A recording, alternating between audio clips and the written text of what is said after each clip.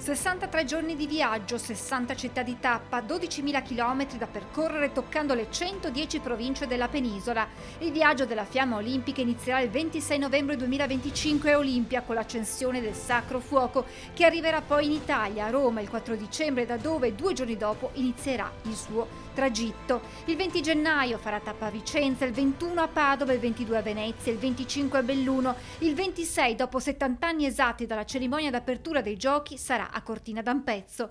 Dall'elenco delle tappe venete però sono escluse Treviso e Rovigo. Ovviamente non si toccano tutti i capiluoghi e se non ce la facciamo. Considerate che il Veneto ha anche un fattore limitante che è ospitante, quindi a Venezia ci dobbiamo andare, a Cortina ci dobbiamo passare e poi ci sono altre località, quindi direi che nessuno è trascurato. Cresce dunque la febbre per le Olimpiadi, ma al momento tiepida appare la risposta degli imprenditori veneti sul fronte sponsor e partnership. Un dato di fatto che in questo momento il tessuto economico veneto ha disposto meno di quello lombardo o nazionale, per cui faremo ancora più sforzi per cercare di convincere. Tempo ce n'è ancora, sottolinea il presidente Zaia, che insieme al presidente di Fondazione Milano Cortina 2026 Malagò non nasconde la sua soddisfazione per la realizzazione, tra mille polemiche, della pista che oltre alle gare di bob ospiterà anche quelle di skeleton e slittino. È chiaro che nel momento esatto in cui tu realizzi una pista nuova è in automatico, la situazione tra virgolette della bonifica viene fatta,